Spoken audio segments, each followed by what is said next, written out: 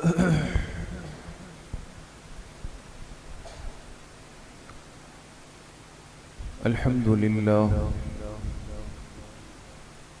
لله نحمده ونستعينه ونستغفره ونؤمن به ونتوكل عليه ونعوذ بالله من شرور أنفسنا ومن سيئات أعمالنا من يهده الله فلا مضل له ومن يضلل فلا هادي له ونشهد أن لا إله إلا الله وحده لا شريك له ونشهد أن سيدنا وسندنا ونبينا ومولانا محمدا عبده ورسوله صلى الله تعالى عليه وعلى آله وأصحابه أجمعين أما بعد فأعوذ بالله من الشيطان الرجيم بسم الله الرحمن الرحيم ربنا ولا تحملنا ما لا طاقة لنا به وقال رسول الله صلى الله عليه وسلم إن الله تجاوز عن أمتي ما وسوست به صدورها صدق الله وصدق رسوله النبي الكريم ونحن على ذلك لمن الشاهدين والشاكرين والحمد لله رب العالمين. درود شریف پڑھ لیں. اللهم صل على محمد وعلى آل محمد كما صليت على إبراهيم وعلى آل إبراهيم إنك حميد مجيد. اللهم بارك على محمد وعلى آل محمد كما باركت على إبراهيم وعلى آل إبراهيم إنك حميد مجيد. میرے محترم دوستو، بھائیوں اور بزرگوں، اللہ پاک نے انسان کو اس بات کا پابند بنایا ہے کہ یہ اللہ کے آنے والے ہر حکم کے سامنے سر کو جھکا دے. جو فیصلہ، جو حکم اور جو شریعت کا تقاضا اس کے پاس آئے تو سب سے پہلی ذمہ داری ہماری کیا ہے کہ ہم اس حکم کو من وعن یعنی سر جھکا کے تسلیم کر لیں. ہاں، اگر کسی کو اس حکم کے سمجھنے میں کوئی دشواری ہو، کوئی تشویش ہو،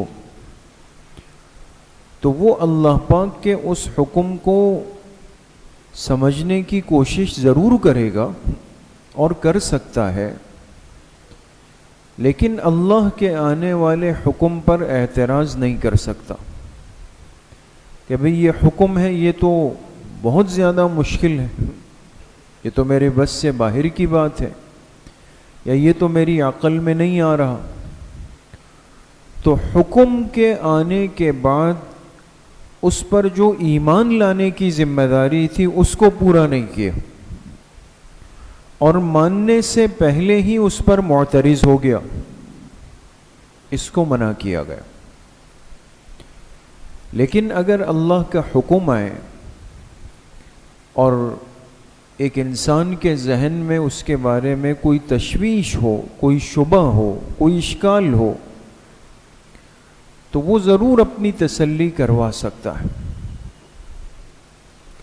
اس لیے حدیث پاک میں آتا ہے کہ سورۃ البقرہ کی آخری آیات جب اتری، وَإِن تُبْدُوا مَا فِي أَنفُسِكُمْ أَوْ تُخْفُوهُ يُحَاسِبْكُمْ بِهِ اللَّهُ، اللہ پاک فرماتے ہیں تم اپنے دلوں کے خیالات کو چاہے ظاہر کر دو یا دل میں آنے والے خیالات کو تم چھپاؤ، جو بھی ہو، یحاسبکم بہ اللہ، اس کا محاسبہ یعنی اس کی پوچھ اللہ تم سے ضرور کریں گے. اب سمجھنے کی بات ہے دوستوں. فرمایا جو دل میں خیالات آتے ہیں، بہت سارے خیالات دل میں ایسے ہیں کہ جو دل میں آئے اور آپ نے کسی کو بتا دیا. آپ نے کہا میں دل میں خیال آ رہا ہے کہ تھوڑی سی چائے پی لوں. ایک مثال دے رہا ہوں، عام سی بات ہے. آپ نے کہا میرے دل میں خیال آ رہا ہے کہ جا کے تھوڑا سا آرام کر لوں. میرے دل میں خیال آ رہا ہے کہ میں آپ کا تھوڑا اکرام کر لوں. ایک صورت یہ کہ دل میں خیالات، وساوس، عجیب و غریب قسم کی سوچیں آئی اور آپ نے کسی پر ظاہر نہیں کی لیکن دل میں ہے، دل کے اندر ہے. تو اللہ پاک کیا فرماتے ہیں؟ یحاسبکم بہ اللہ. دل کے ان خیالات کا چاہے وہ ظاہر کرو چاہے اس کو چھپا کے رکھو، میں اس کا محاسبہ، مواخذہ اور پوچھ تم سے ضرور کروں گا. اب جب یہ آیت اتری تو صحابہ اکرام رضوان اللہ علیہم اجمعین، جو حضور علیہ الصلاۃ والسلام کی تربیت سے بنے ہوئے لوگ ہیں، آپ کی محنت سے بنی ہوئی جماعت ہے، تو اس آیت کے ظاہری الفاظ کو دیکھ کر ایک تشویش دل میں پیدا ہو گئی، اور پیدا ہونی چاہیے تھی. تشویش کیا ہوئی دوستو، جو مجھے اور آپ کو بھی آج سمجھنی چاہیے. او تخفوہ یحاسبکم بہ اللہ. اللہ پاک فرماتے ہیں تمہارے دلوں میں جو خیالات آتے ہیں اور تم وہ کسی کو بتا نہیں سکتے، دل کے خیالات ہیں، لیکن یاد رکھو میں اس کی پوچھ کروں گا تم سے. اب یہ دل تو خیالات کی آماجگاہ ہے، اس میں تو انسان جاگتے ہوئے بھی خیالات آتے ہیں، جب سو رہا ہوتا ہے تو نیند سے پہلے تک خیالات آتے ہیں، صبح اٹھتا ہے تو بھی خیالات آتے ہیں، وضو کر رہا ہے تو خیالات آتے ہیں، نماز کے دوران خیالات آتے ہیں، ذکر، تسبیحات، تلاوت میں خیالات آتے ہیں. انسان تو خیالات سے خالی نہیں. اور پھر بعض دفعہ خیالات اور وہ سوچیں اس قسم کی ہوتی ہیں کہ انسان پریشان ہو جاتا. آج کا بڑا مسئلہ ہے،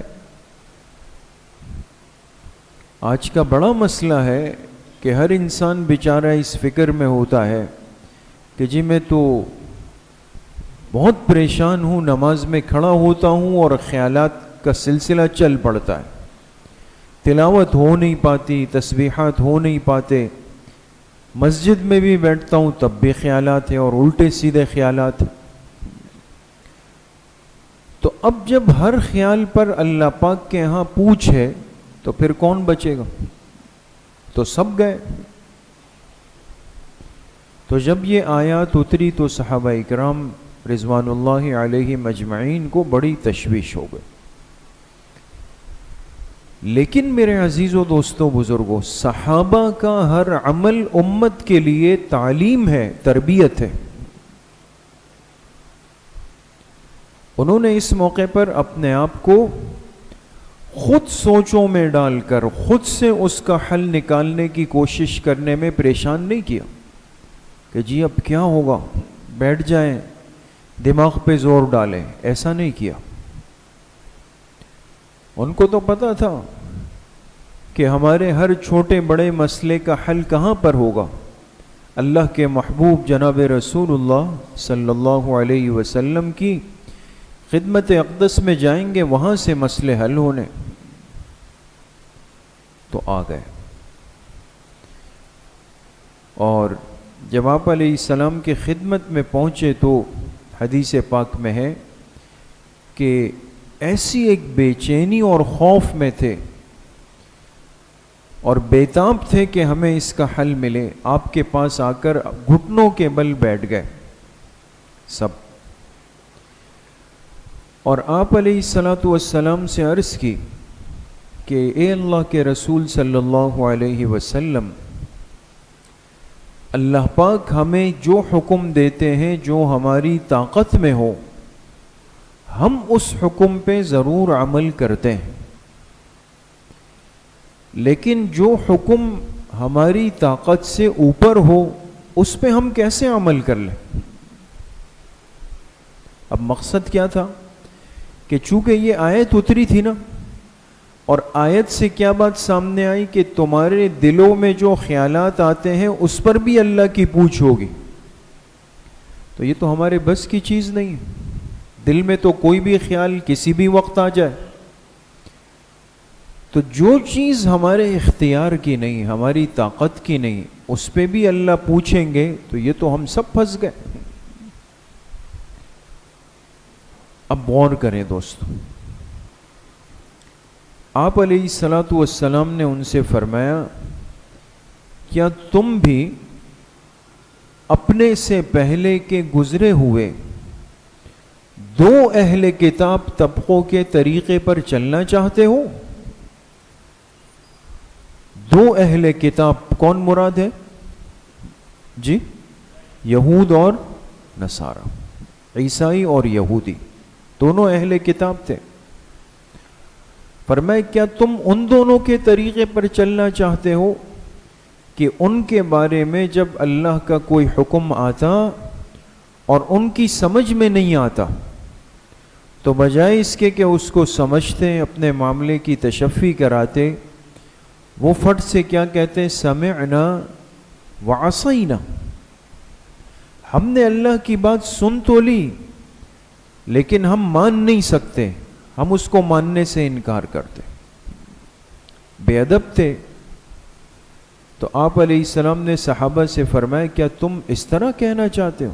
تو صحابہ نے عرض کی کہ اللہ کے حبیب صلی اللہ علیہ وسلم ہماری ہرگز یہ مراد نہیں،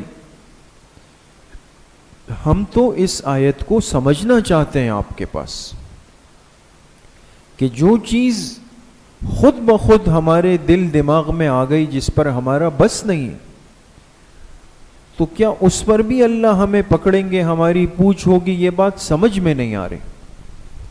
تو آپ علیہ الصلاۃ والسلام نے فرمایا کہ سب سے پہلا کام تو تم یہ کرو کہ چونکہ اللہ کا حکم آ جائے تو بندہ اس کو ماننے کا پابند ہے. تو پہلے تو سب کے سب کہہ دو سمعنا واطعنا. بات سمجھ گئے؟ سمعنا واطعنا. پہلے تو اللہ کے سامنے اپنا ایمان ظاہر کر دو، اپنی اطاعت اللہ کے سامنے پیش کر دو اور کہہ دو سمعنا واطعنا. تو تمام صحابہ جو تشریف لائے تھے انہوں نے کہا سمعنا واطعنا. اے اللہ ہم نے آپ کا حکم سن بھی لیا اور ہم اطاعت کے لیے بھی تیار ہیں. بات سمجھ گئے؟ اسی لیے شروع میں یہ بات عرض کی کہ اللہ کا ہر حکم آنے کے بعد ہماری پہلی ذمہ داری اس کو ماننا ہے، اس پر ایمان لانا ہے. سمعنا واطعنا کہہ دیا. پھر آپ علیہ الصلاۃ والسلام نے فرمایا اب تم کیا کرو، اب اللہ کے سامنے اپنی کمزوری کا، عاجزی کا اظہار کرو اور اللہ سے کہو غفرانک ربنا وإلیک المصیر. غفرانک ربنا، اے اللہ ہم نے مان لیا لیکن ہم تو بڑے کمزور ہیں کہ دل میں آنے والے خیالات پر ہم کیسے کنٹرول کر لیں. تو اے اللہ ہم آپ سے معافی کے طلبگار ہیں، آپ ہمیں معاف کر دیں. الیک المصیر، ہمیں لوٹ کر تو آپ کی طرف ہی آنا ہے. اب آپ علیہ الصلاۃ والسلام نے اس جماعت کی تربیت کی، ان کو درست راستہ بتایا، جس بات میں تشویش تھی اس تشویش کو دور کیا. اب جب صحابہ نے اس بات کا اقرار کیا تو اب اللہ کی طرف سے سورۃ البقرہ کی آخری آیت اس موقع پر اتری، لا یکلف اللہ نفسا الا وسعها لہا ما کسبت وعلیہا ما اکتسبت. اللہ نے فرمایا کہ ہم کسی انسان کو اس کی طاقت سے بڑھ کر مکلف نہیں بنا سکتے، کہ جو چیز اس کی طاقت میں نہ ہو، بس میں نہ ہو، اور ہم اس کا بوجھ اس پہ ڈال دیں، یہ ہمارا طریقہ اور شان نہیں ہے، بلکہ انسان جس نیت سے جو کام کرے گا اسی کے بقدر اس کو صلہ ملے گا۔ آگے اللہ پاک نے اس انسان کو دعا کا طریقہ بھی سکھایا کہ ایسے موقع پر کیا کہو، ربنا لا تؤاخذنا ان نسینا او اخطأنا، اے ہمارے رب آپ ہماری پکڑ مت فرمائیے گا اگر کسی معاملے میں ہم سے بھول ہو جائے یا کسی معاملے میں ہم سے غلطی ہو جائے۔ پھر فرمائے ربنا ولا تحمل علينا اصرا كما حملته على الذين من قبلنا، اور اے ہمارے رب ہم پر ایسا بوجھ اور ذمہ داری مت ڈالیے گا جیسا کہ آپ نے ہم سے پہلے پچھلی امتوں پر ڈالی تھی۔ اب پچھلی امتوں پر اللہ پاک کے جو احکامات آئے اور انہوں نے قبول کرنے کے اندر پس و پیش کی تو اللہ پاک ناراض ہوئے اور ان کے لیے سخت احکامات آئے۔ ان کی توبہ کا طریقہ بڑا سخت ہوتا تھا، ان کے لیے اللہ کی معافی کا طریقہ بڑا سخت ہوتا تھا۔ ان کے گناہ کرنے کے بعد ان کے دروازوں پہ فرشتے لکھ کر جاتے تھے، رات اس فلاں بندے نے یہ گناہ کیا ہے۔ ان کی توبہ کی قبولیت چھپ کے نہیں، کھلے میدان میں ہوتی تھی کہ وہاں آئے اپنا صدقہ رکھے، اللہ نے قبول کر لیا تو قبول، نہیں ہوا تو نہیں ہوا۔ تو صحابہ نے اپنی زبانوں سے پڑھا، جب یہ پڑھا تو آپ علیہ السلام نے فرمایا تمہارے الفاظ اللہ کو بڑے پسند آئے، اور اللہ نے عرش سے فرمایا کہ نعم، جو دعا تم نے فرمائی ہے میں نے اس کو قبول کر دیا۔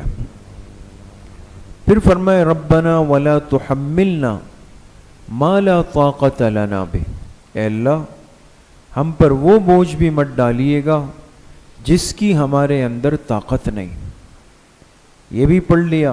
آپ علیہ السلام نے فرمایا اللہ پھر خوش ہو گئے اور اللہ نے عرش سے فرما دیا کہ نعم، ایسا بوجھ تم پر نہیں ڈالا جائے گا۔ پھر پڑھا واعف عنا واغفر لنا وارحمنا انت مولانا فانصرنا علی القوم الکافرین۔ بات سمجھ گئے دوست؟ تو یہ آیات اس امت کو اس بات کی طرف متوجہ کرتی ہے کہ جب بھی اللہ کا کوئی حکم آئے ہماری سب سے پہلی ذمہ داری تو یہ بنتی ہے کہ ہم اس کو قبول کریں، ہم اس پر ایمان لائیں۔ آمنا وصدقنا وسلمنا، اے اللہ ہم نے مان بھی لیا، ہم نے اس کو تسلیم بھی کر لیا، ہم نے اس کی تصدیق بھی کر لی۔ اب اس پر عمل کی کیفیت کیا ہوگی یہ امت کو سمجھنا بہت ضروری۔ آج میرے عزیزو دوستو بزرگوں، ہماری زندگی کا کون سا عمل ایسا ہے کہ جس میں بندہ یہ کہے کہ مجھے ایک وسوسہ، ایک خیال یا ایک سوچ بھی نہیں آئی؟ شاید ہی ایسا کوئی مقبول بندہ ہو، آپ میں ہوں گے یقیناً ایسے، کہ جو کہے بھئی میری نماز میں تو مجھے سوائے اللہ کی ذات کے اور کسی کا استحضار ہی نہیں ہوتا، میری نماز تو بالکل فریش ہے، لہذا کوئی ٹینشن کی بات نہیں۔ انسان پریشان ہے۔ آج عبادات میں جتنے خیالات آتے ہیں شاید دنیا کے معاملات میں نہیں آتے۔ سب سے زیادہ خیالات، وساوس، اوہام، عجیب و غریب قسم کی سوچیں وہ تو ہمارے ساتھ نیک اعمال میں جڑی ہوئی۔ انسان نیک عمل کر کے بھی آج سوچتا ہے کہ پتہ نہیں کیا ہو رہا ہے، کیا نہیں ہو رہا ہے، پتہ نہیں میری یہ نماز صحیح جا بھی رہی ہے یا نہیں جا رہی ہے، میرا یہ روزہ میں رکھ تو رہا ہوں لیکن عجیب و غریب قسم کے خیالات ہیں، کیا حیثیت ہے میرے اس روزے کی، یہ صدقہ میں نے دے تو دیا اللہ کے راستے میں، لیکن دیتے ہوئے دل میں 100 قسم کے خیالات آ رہے تھے کہ فلاں دیکھ لیں، فلاں دیکھ، پتہ نہیں ہوا بھی یا نہیں ہوا ہے۔ تو نیک اعمال کے اندر خیالات اور وساوس کا ایک ہجوم آج ہم پر مسلط ہے، اور پھر ہم پریشان ہوتے ہیں کہ بھئی یہ تو قبول ہے نہیں ہے، کیا ہوگا اس کا، کیا بنے گا اس کا۔ اس لیے حدیث پاک میں آپ علیہ الصلاۃ والسلام نے امت کو تسلی دی، ان اللہ تجاوز عن امتی ما وسوست به صدورها، بے شک اللہ نے میری امت سے تجاوز فرما دیا۔ تجاوز کے معنی درگزر کرنا، معافی۔ اللہ نے میری امت سے معاف کر دیا، درگزر کر دیا ہر اس خیال اور سوچ کو جو ان کے دلوں میں وسوسہ پیدا کر۔ وسوسے پر اللہ کی کوئی پکڑ نہیں، چاہے وہ وسوسہ نماز میں آئے، چاہے وہ تلاوت میں آئے، چاہے وہ ذکر میں آئے، چاہے وہ جہاد میں آئے، چاہے وہ دعوت و تبلیغ میں آئے، چاہے وہ اعتکاف میں آئے، چاہے حج عمرے کا احرام پہن کر آئے، لیکن وسوسے کی حد تک ایک خیال ہے جو اندر تنگ کر رہا ہے، پریشان کر رہا ہے۔ آپ نے فرمایا اللہ پاک نے درگزر کر دیا اس کو۔ تو خیالات کا خود سے آنا، چاہے وہ کسی بھی قسم کے ہو، کتنے ہی ہمیں خطرناک لگے، قبیح لگے، ناگفتگی لگے، اس پر پریشان نہیں ہونا۔ اس لیے ایک صحابی آئے آپ علیہ الصلاۃ والسلام کے پاس، مشکات المصابیح حدیث کی بڑی کتاب، اس میں روایت ہے، اور آپ علیہ الصلاۃ والسلام سے کیا عرض کی کہ اللہ کے رسول صلی اللہ علیہ وسلم، مجھے تو بعض دفعہ ایسے خیالات آتے ہیں کہ میں ان خیالات کو اپنی زبان پر لا کے آپ سے بیان کروں، اس سے بہتر سمجھتا ہوں کہ جل کر کوئلہ ہو جاؤں۔ ایسے نامناسب خیالات ہیں، اب میرا کیا بنے گا؟ تو آپ علیہ السلام نے جواب میں کیا فرمایا، کیا واقعتاً ایسا ہے؟ کیا واقعتاً ایسا ہے تمہیں ایسے خیالات آتے ہیں؟ انہوں نے عرض کی جی ہاں۔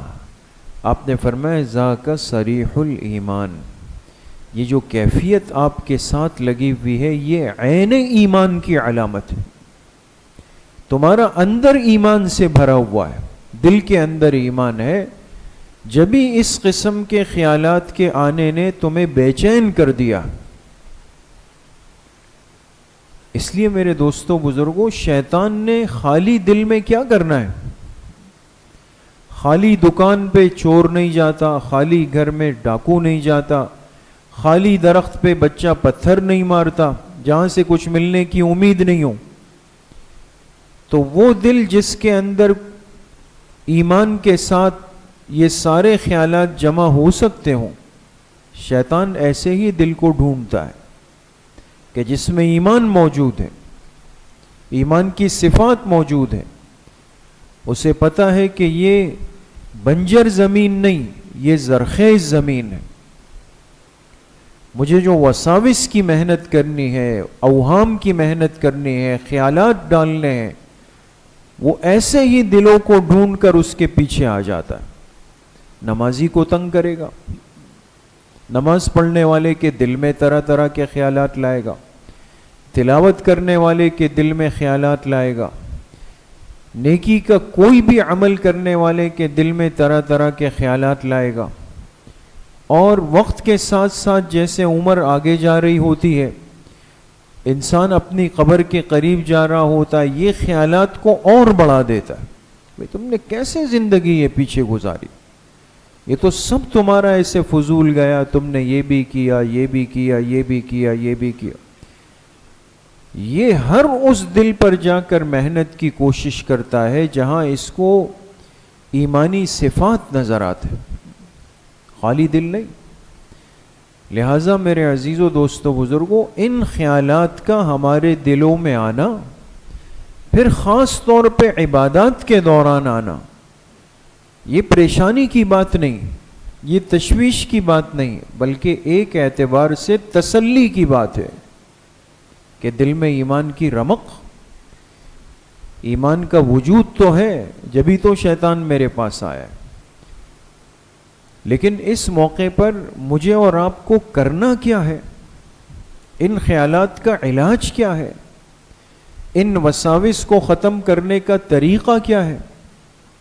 ایک ہی چیز ہے، اور وہ ہے عدم توجہ۔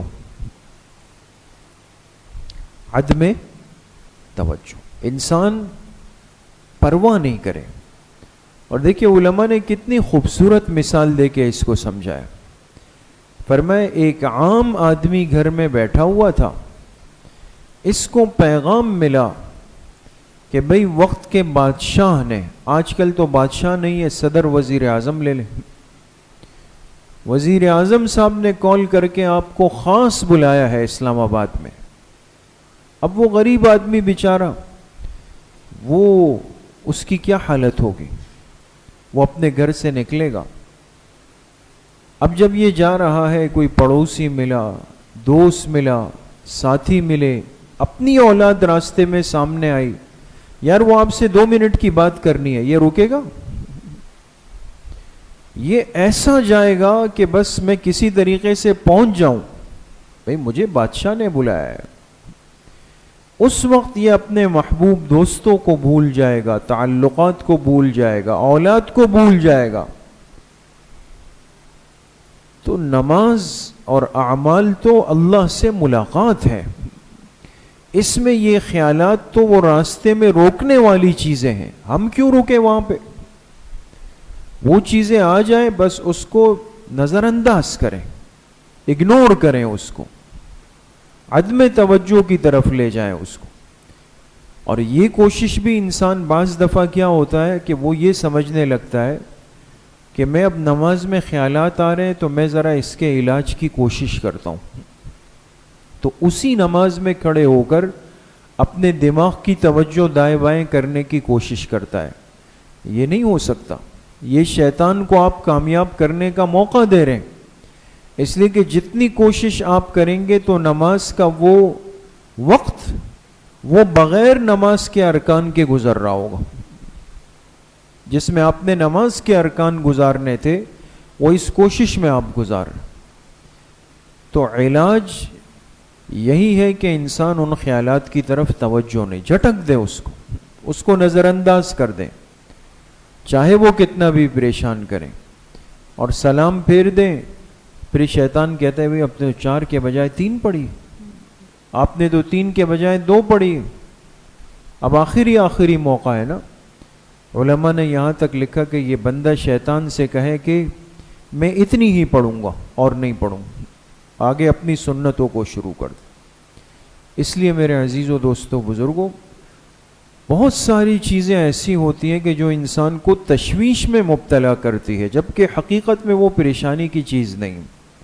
تو آج کے یہ خیالات، یہ وساوس، یہ اوہام جو ہر ایک کے ساتھ جڑے ہوئے ہیں اور دن بدن بڑھتے جا رہے ہیں، اس میں انسان کو پریشان نہیں ہونا، بلکہ اپنے عمل میں خوب لگ کر اس کو نظر انداز کرنا ہے۔ اللہ پاک مجھے بھی آپ سب کو صحیح عمل کی توفیق نصیب فرمائے۔ الحمدللہ رب العالمین والصلاة والسلام علی سیدنا۔